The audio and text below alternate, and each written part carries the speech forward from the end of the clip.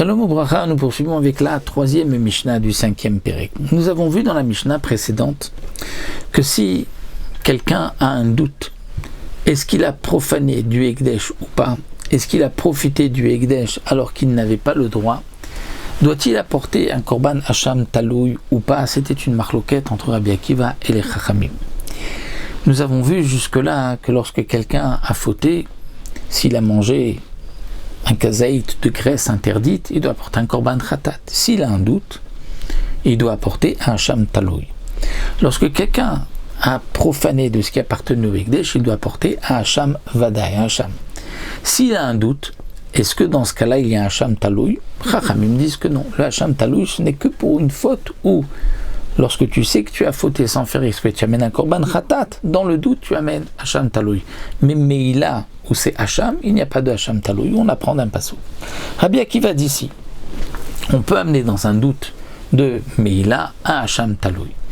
Mais lorsqu'ensuite tu vas apprendre que tu as effectivement profané du Hekdesh, tu amèneras comme il se doit l'argent, ce que tu devais rendre au Hekdesh, puisque lorsqu'on a profané, on doit rajouter un cinquième sur la somme, ce qu'on a profané, et ensuite amener un korban. Donc Rabbi Akiva dit, pour l'instant tu amènes un hacham talouy, tu ne rembourses pas ce que tu aurais peut-être profité du Hekdesh, mais lorsque tu vas savoir que tu as profité du Hekdesh, tu amèneras le remboursement, rajouteras un cinquième, et tu amèneras cette fois-ci un hacham vadaï, et donc cet homme-là aura dans ce cas-là, amener deux korbanot. Rabbi Tarfon avait argumenté, mais pourquoi?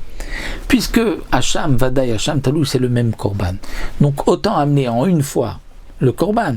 Donc ce qu'on va faire, c'est que amène le remboursement de ce que tu as profité du Hekdesh maintenant, rajoute un cinquième, tu amènes un hacham et tu dis, si je vais savoir demain que j'ai profané du Hekdesh, donc ça c'est mon hacham vadaï.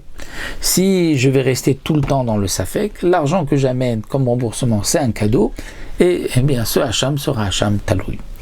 Amarlo Rabbi Akiva, là nous reprenons avec notre Mishnah, c'est la suite. Rabbi Akiva lui dit, mais Nirim devarecha, ce que tu dis, c'est bien, c'est une bonne idée, parce que tu vas me faire épargner et gagner, et amener un seul korban, alors que d'après moi j'en amènerai deux, mais ça c'est bien bemeila meuta, c'est-à-dire que si la profanation du Hekdesh c'était une petite chose, c'est-à-dire que tu as profité de quelques sous du Hekdesh, tu dois amener un korban.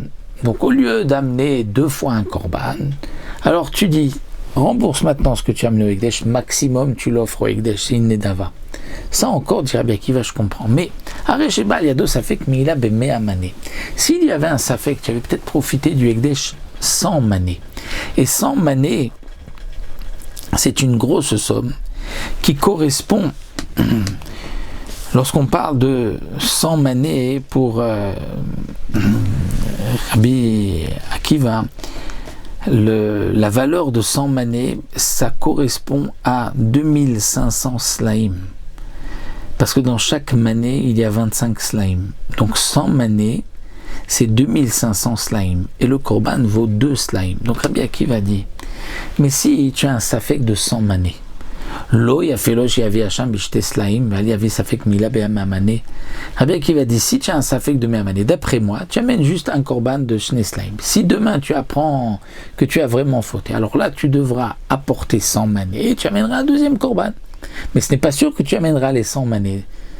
Alors que d'après toi, qu'est-ce que tu dis? Tu dis, dès maintenant, amène les 100 mané pour gagner 2 slaim. C'est-à-dire, amène maintenant 2500 là pour gagner 2 là. Non, vaut mieux que tu n'amènes rien maintenant. Peut-être que tu ne devras jamais l'amener, puisque tu ne sais pas si tu as profané du Hekdesh. Donc, dit Rabbi Akiva, Loïa fait le Shevi Hacham Shtelaim, dans le cas où c'est 100 mané qui correspond à 2500 slaim, n'est-ce pas mieux pour lui qu'il amène un Hacham de 2 slaim, même ce qui t'a en amené un autre par la suite, Valiavi ça fait que Mila be mané, plutôt que d'amener dès maintenant sur son doute, ça fait que Mila de mané, alors que peut-être qu'il ne devra jamais apporter ce mané s'il ne sait pas qu'il a fauté. En tout cas, nous voyons à Modé Rabbi Akiva Rabbi Tarfon be Mila mouetet. Nous voyons de là, nous dit la Mishnah, que quand même Rabbi Akiva est d'accord avec Rabbi Tarfon, que si c'est une petite somme, tu pourrais amener cet argent, le donner, et amener un seul korban et faire le tenaï.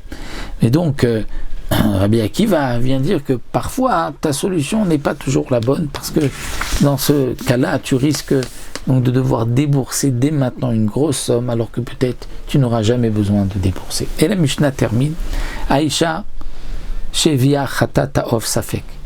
une femme qui amène un korban khatatov, ça fait comme nous avons vu une femme qui a accouché, qui a un doute, est-ce que elle est chayevet d'apporter ou pas, elle doit apporter son korban ou pas, elle amène une brebis, donc un mouton plutôt, comme korbanola, et elle dit, si ça c'est sur mon obligation, donc mon obligation, sinon je fais nedava. Mais pour le khatat, puisque c'est un safek, elle va amener un oiseau, c'est ce qu'elle peut amener. Donc, une femme chez Via Khatatov Safek,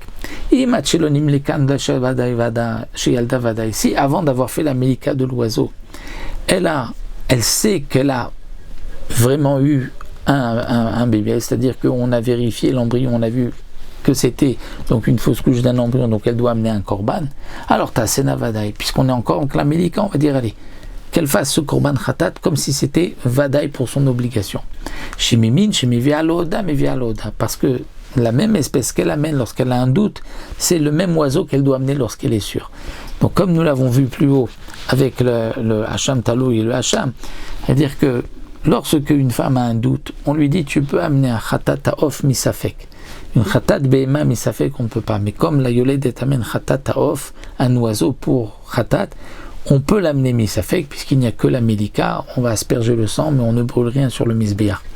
Donc, la Mishnah vient nous dire, si cette femme a un safek, elle vient amener son khatat, et avant d'avoir amené son khatat, elle sait que c'est un embryon, c'était un bébé, donc elle doit amener, c'est sûr, un korban de lait, donc là elle peut dire, eh bien en fin de compte, je l'amène comme si c'est sûr que c'est mon korban, puisque c'est le même oiseau. Voilà donc pour notre Mishnah Gimel.